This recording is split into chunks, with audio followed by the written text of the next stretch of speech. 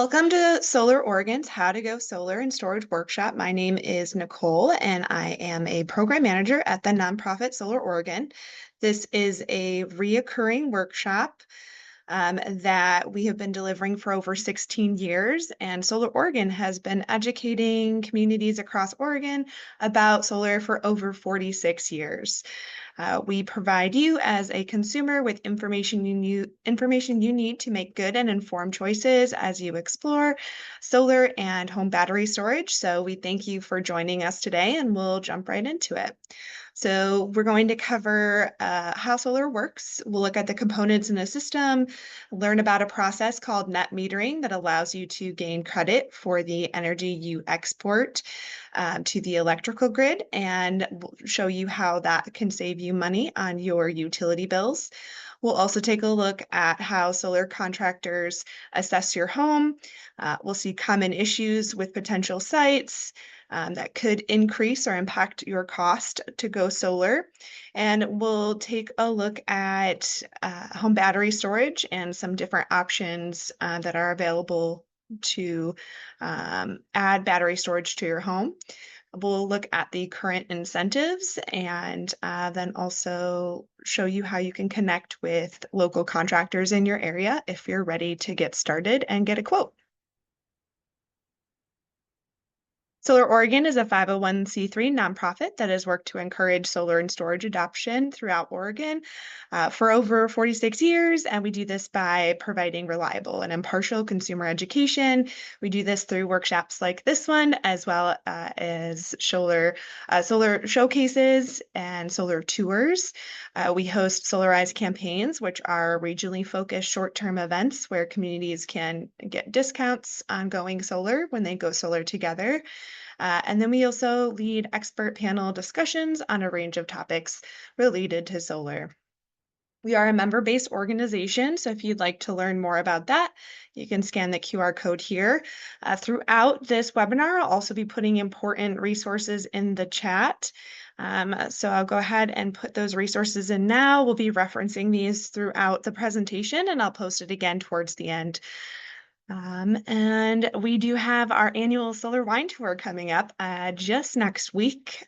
So if you enjoy learning about solar, seeing how wineries and farms in our area are using it, we are planning a really fun stop at Our Table Cooperative in Sherwood, where we're going to learn about their solar installation that is not only providing energy for their farm, but also helping shade some of their lettuce beds that don't like when it gets too hot in the later summer months.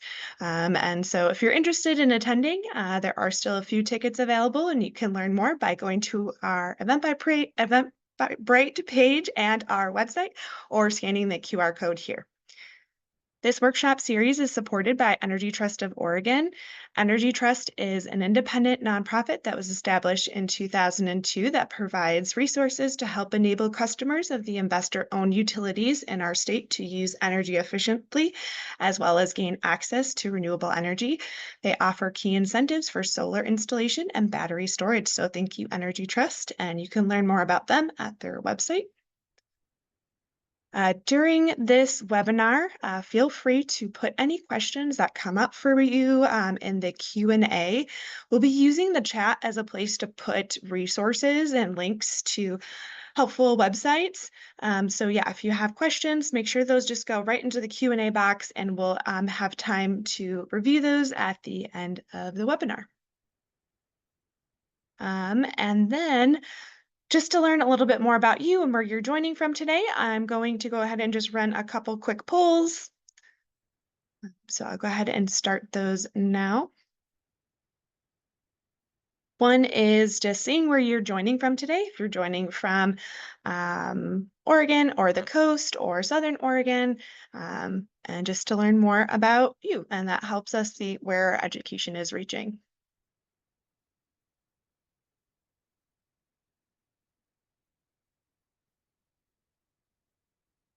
Great, I'll go ahead and end that.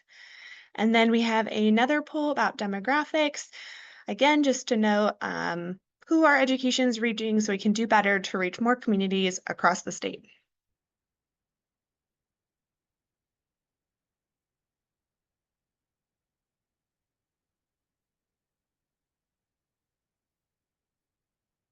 Great, and I'll go ahead and end that. And then this one is just to see your familiarity with the current Energy Trust incentives.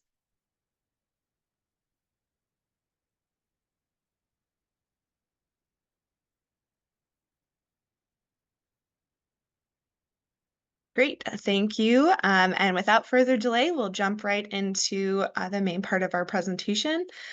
Like we mentioned, please put any questions you may have in the Q&A. All right, so this is a diagram of system components that you will usually see in a grid-tied solar system. So you can see that you'll have your panels or photovoltaic or PV panels, sometimes they're called. And those can be mounted on your roof, on an exterior building, or even ground mounted. Let's say if you have more space that gets sun and like the farm that we're going to go see next week, they have ground mounted their solar. And then that sunlight that will flow as a special voltage of electricity called DC or direct current to a small component called an inverter or microinverter. There's two types, and we'll go a little bit deeper into those in the next slide. And then that component will convert the DC to AC or alternating current, which is what your appliances and outlets use in your home.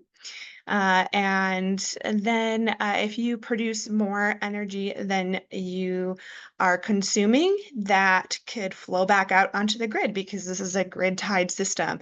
Also, if there's times where you need more energy than your system is producing, because you're grid tied, you can go ahead and pull from the grid. When you have a grid tied solar system, you'll get a special utility meter called a bidirectional meter, and this will measure the flow of electricity that you are sending out to the grid and also what you're pulling from the grid. And so looking closer at those inverters and microinverters, the one on the left is a string inverter, and so that's attached to your whole solar array. And then the ones that are smaller little black boxes, those are microinverters and can be attached to 1 to 3 panels. Both do work in the state of Oregon. Different contractors might specialize with different manufacturers and equipment. So yeah, you feel free to ask your contractor which they use if you have a preference. We talked about roof mounting and ground mounting a little bit, but it's more common in metropolitan areas, cities, towns to have roof mounted solar to use some of that roof space. And then you can also ground mount. So that is another option. It can be more expensive to run the conduit because you still have to connect those panels to the rest of the system and into your meter as well. You are grid tied. The vast majority of solar installed in Oregon looks like the ones we looked at with the panels on the roof. There is also a newer technology called solar roof tiles, and a few different manufacturers work to make these. This is a product that is not just a panel, it is also roofing material. So it would be your roof and your panel. And so if this is something you're interested in, different contractors may offer this as an option. And you might want to just check with them on other projects they've done that's utilized their solar roof tiles that they install and see if you can get testimonies from some of those other projects so you can learn more and just make sure that that is the right decision for your home. As mentioned earlier, when your solar system is producing excess electricity, it gets exported to the grid where it can be utilized by other utility customers. And net metering is the process that allows you to account for the energy you export, and so that you can also gain credit for it. So you may have heard the term net metering before. We're fortunate to have net metering in our state. And different utilities will have different net metering agreements.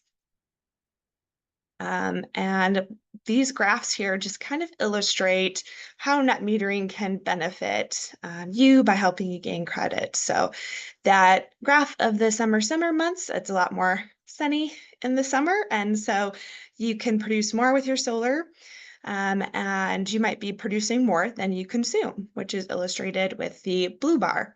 So if that orange bar is greater than the blue bar, so producing more solar than consuming, you would have a net metering credit earned.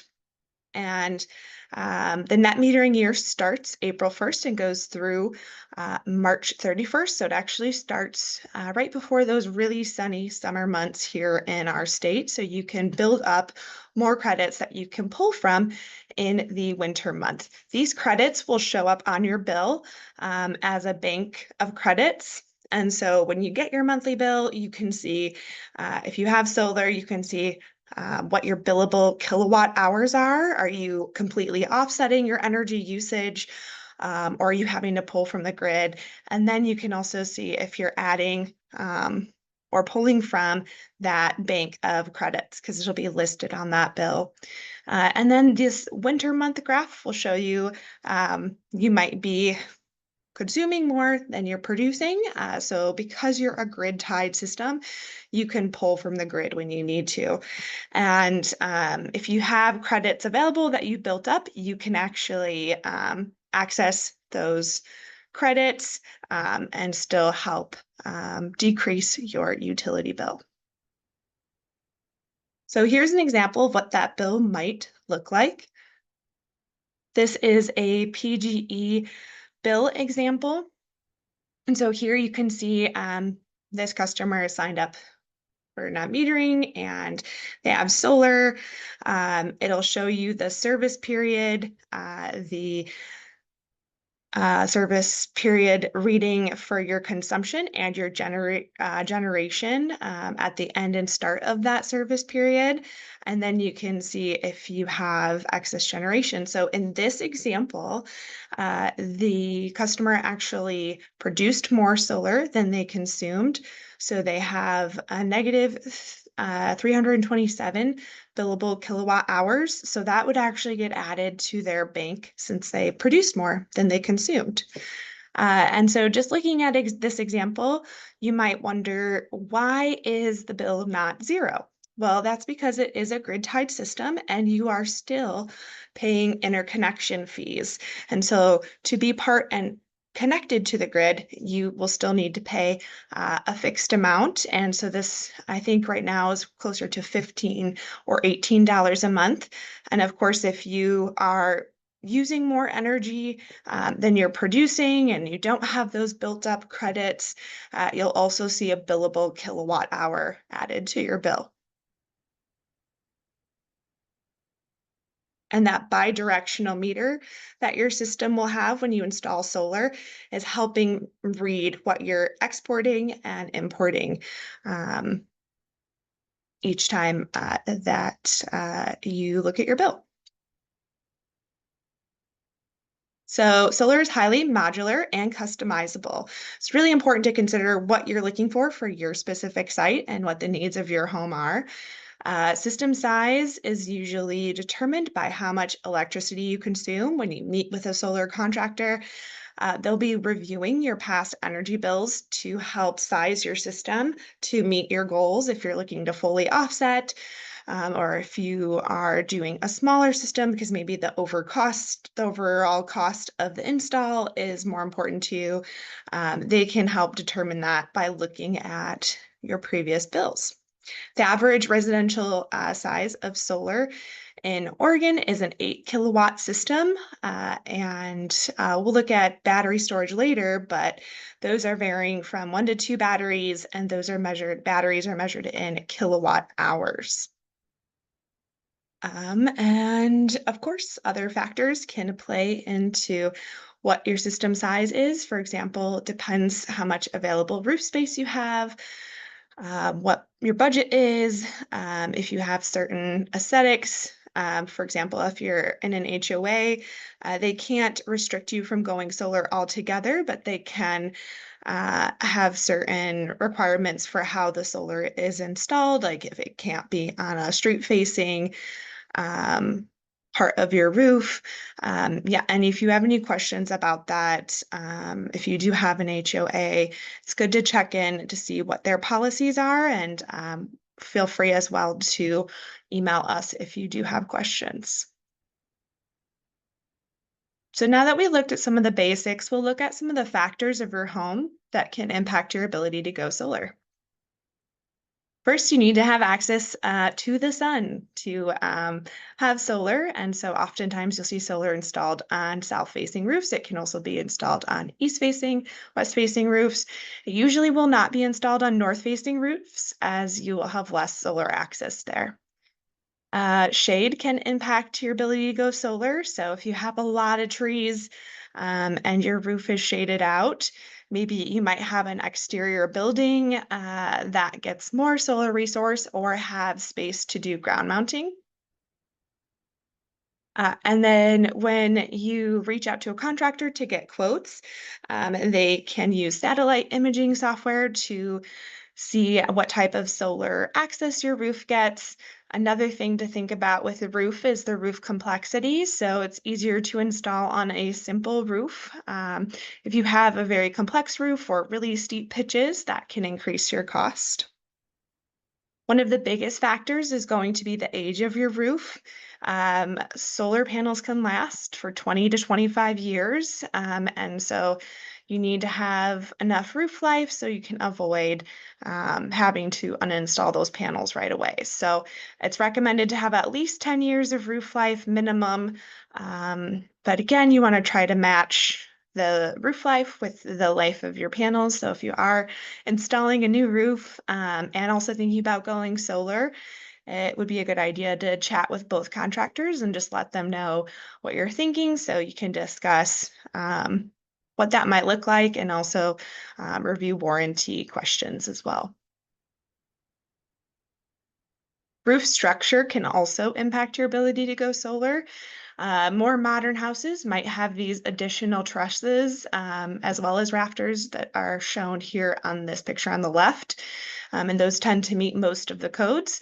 If you have an older roof, you might need some additional engineering in order to meet the code to have solar panels installed. But that's not always the case. So the best way to find out would be to have a contractor discuss that with you, and then they could also take a look at your roof to see if it meets those requirements. If you have an older home, you might also need to upgrade your electrical panel. So that's something to consider. We'll jump right into solar plus storage next. Some folks might be looking into adding energy storage for energy resilience. And so the ability to use power when the grid is down is called energy resilience. And solar and battery storage are complementary technologies. So solar makes the battery more effective by recharging it, and your battery allows you to access your solar independently from the grid. This is what a solar plus storage system may look like with roof-mounted solar. Batteries are usually installed inside a garage. They can also be installed on the side of the house. Power outages can vary in their causes and frequency, and frequent short outages could be caused by squirrels or storms. And then we've also experienced public safety power shutoffs here in Oregon due to fire risk. And so that can depend on the severity of the fire and what that might look like. A longer outage could also be caused by the Cascadia earthquake. So when you're thinking about battery storage and thinking in terms of energy resilience, it's really important to think about what type of outage you're looking to endure when you try to plan your system. When it comes to picking a battery, there are many good products on the market. Due to manufacturer certification requirements and warranties, your contractor might specialize in a specific brand of battery. And so if you are looking or wanting to compare different types of battery technologies, you could discuss that with your contractor. It's important to know that you can mix and match the battery modules within the same brand, but if you can't mix and match different brands. So if you are getting a specific brand of battery and you think you might want to add one, usually you would stick within that brand.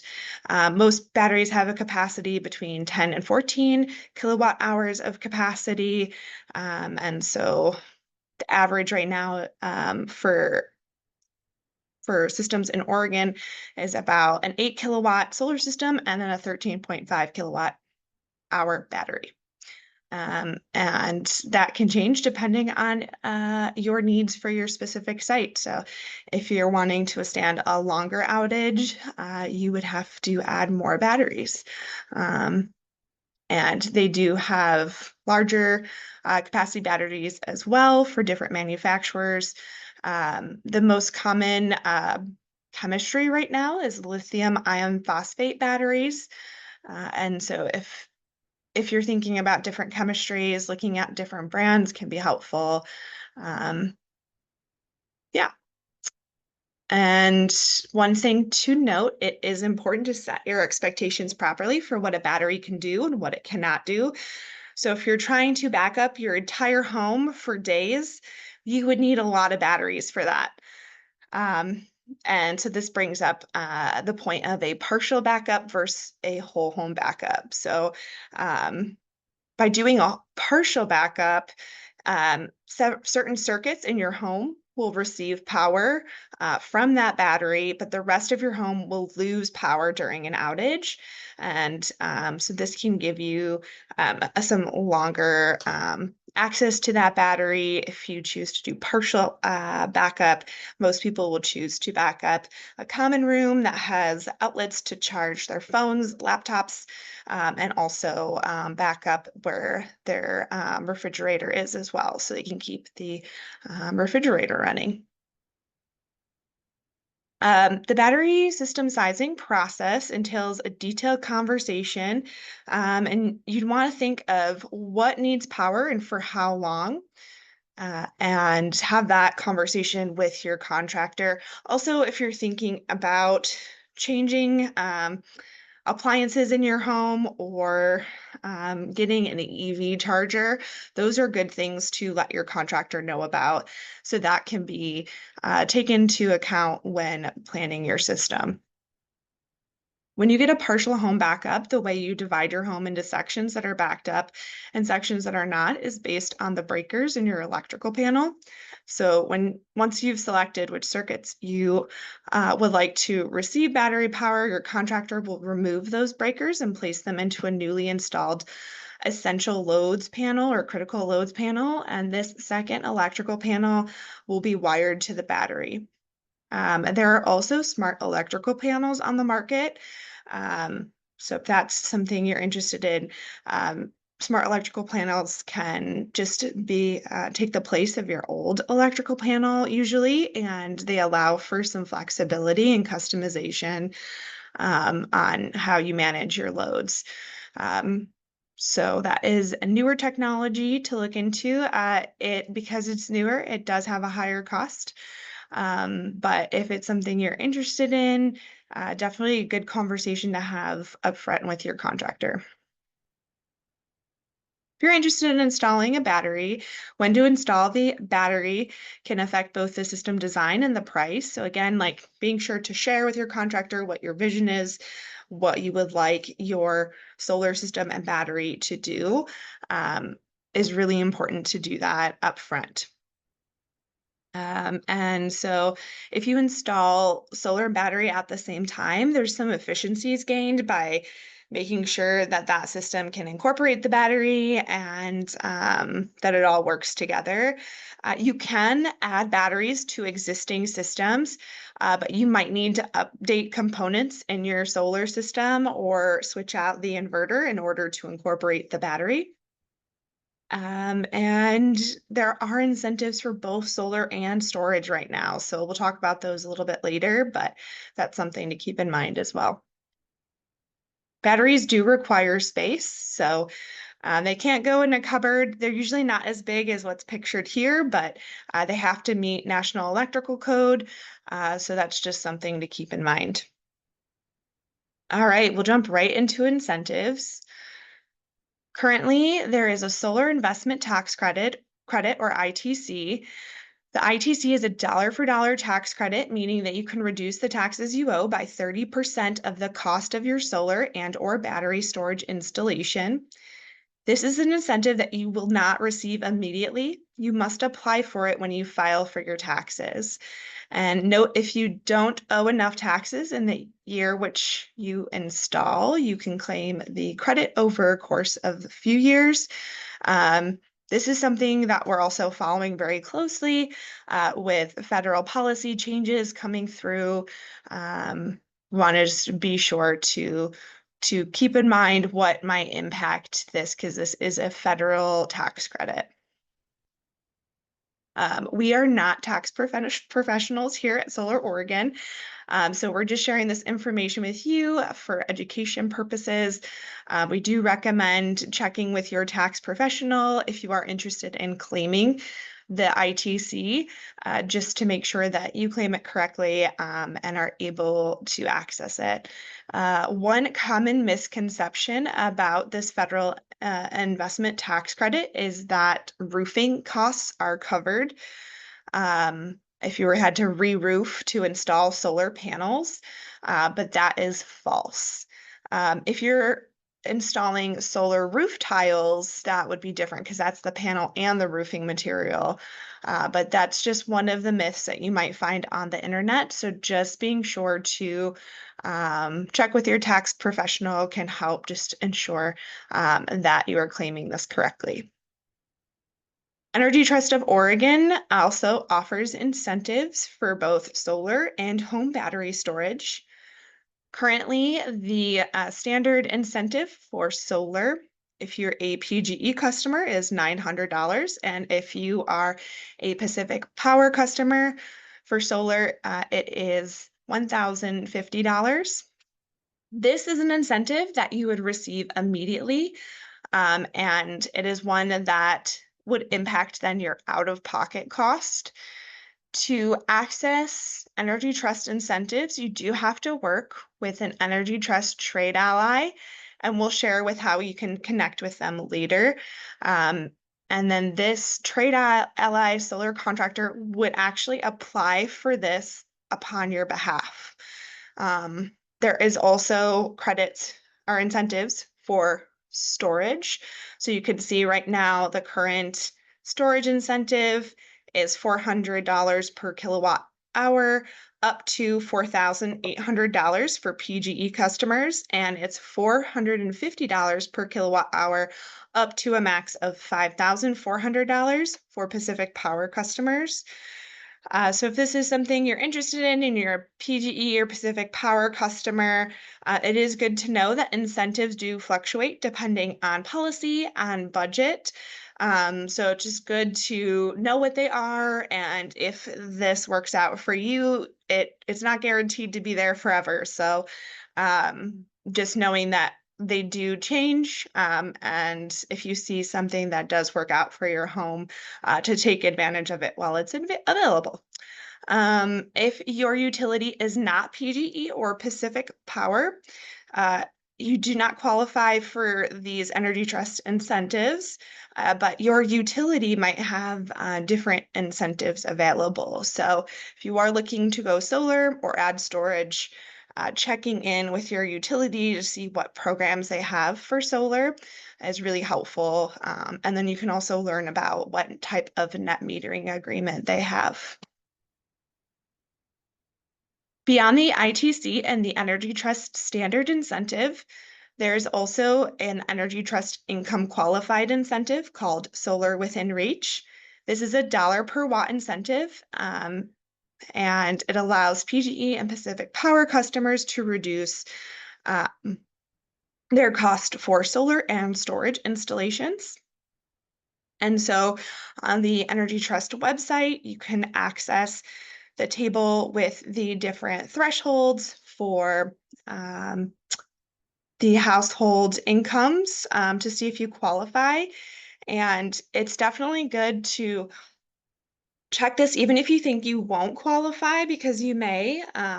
For example, for a household of 4, you can see the income threshold there. So just good to check. to see if you qualify. And again, you do have to work with an Energy Trust trade ally to access this incentive. All right. So we talked about a little bit of this as we went through the basics for solar and storage, but your costs can vary depending on the size of your system, if you need to re-roof or re-engineer your roof. Also, if you need to do any upgrades like electrical panel upgrades that can impact your cost. Your access to incentives is also going to impact the cost for you to go solar. And then to interconnect to the grid, there's an interconnection process and there is a fee for that. So your contractor can help walk you through it, but just good to know that these items will impact your ability to go solar and your cost. Solar is so modular, all systems do look a little bit different. So it's really going to depend on your home and what the needs are of your system. This is the same for storage. So if you install solar and storage at the same time, there are some efficiencies gained there that can help with your costs. There are incentives for storage as well. If you need to upgrade your panel or you decide to install a smart electrical panel or essential loads panel, this will impact your cost as well. Here's a couple sample budgets. So we talked about the average size of solar in Oregon being about an 8 kilowatt system. So for this particular example, their out-of-pocket cost without incentives and the federal tax credit would be about $32,000. And you can see we have different customers examples here. So you can see what it would be like if you're a Pacific Power customer, PGE customer, and if you are a Pacific Power customer who can access those increased income qualified incentives, or PG customer who can access those income qualified incentives. And so you can see, depending on the incentives you're able to access, you could save around 10,000 to even more on your cost of going solar. Just a reminder that solar investment tax credit would not impact your out of pocket. That would be something you apply for later when you do your taxes. If you were to get solar and storage, your cost for this example would be about $52,000. And then depending on which incentives you're able to access, you can see that your costs can come down. Even in that first example, about $20,000, and then even more if you're able to access income qualified incentives. These incentives do change depending on policy and available budget. So just something to keep in mind. And also ask your contractor about when you're looking through quotes. Because solar and battery storage entail a large upfront cost, many homeowners will utilize financing. Some homeowners will obtain a loan through a bank or credit union with which they already have a relationship. So that's a good place to check if you already have a bank that you use or credit union. Not all banks will offer loans tailored to solar. Sometimes your contractor may partner with a credit union or third-party broker that offers a package geared to solar. These types of loans may also allow you to refinance when you claim the federal investment tax credit. Note that the interest payments on your loan do not qualify for the tax credit. And this is a major financial decision. So, as with any major financial decision, take your time to review the quotes and your financing options. You want to make sure you're making the right decision for your home. And yeah, we always recommend comparing at least 3 quotes. And we're going to talk right now about how you can connect with contractors. So we talked about Energy Trust of Oregon and their Trade Ally Network. This Trade Ally Network has contractors that have been pre-vetted. They're the only contractors who can offer the Energy Trust of Oregon solar and storage incentives. and they tend to be more locally based. We recommend working with a trade ally contractor and also getting, like I said earlier, at least 3 quotes so you can compare um, what system design and price work best for your home. If you are in different parts of the state, sometimes if you're in Southern Oregon or a more rural part of the state, there might be less contractors that service that area, but still try to get at least 3 if you are able. It's just really helpful to compare and helpful in making the right decision for your home. So when you are ready to look into quotes and be connected to contractors, Energy Trust has a solar bid tool where you can get a free bid for solar for your home or business. And I'm going to put the links back in the chat just in case anyone missed those from the beginning. You can see in that list of links, there is one directly to the Energy Trust website and one as well to the solar bid tool. And so it's just a quick form that just takes a few minutes to fill out and can connect you to these pre-vetted solar contractors in our state. And if you do have any other questions, feel free to put them in the chat now. And then if you think of them as you're going through your quotes or this solar process, feel free to reach out to us at info@solaroregon.org. That link is also in the chat. Once you have reached out to contractors, reviewed your quotes, and you decide on a contractor, you will sign the contract. And once you've signed a contract, this is what the installation process might look like. Your contractor will handle permitting. They'll apply for the Energy Trust incentives uh, if they are a trade ally contractor, and they'll also design your system. It's important to remember that they will need your signature on some of these documents as they go through the process. So, just staying organized and looking for a contractor that's also willing to answer your questions is really helpful.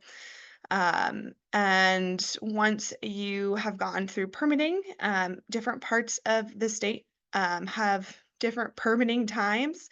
Multnomah County is longer permitting, so that's just something to keep in mind and set your expectation for. It does take longer to get permits through Multnomah County.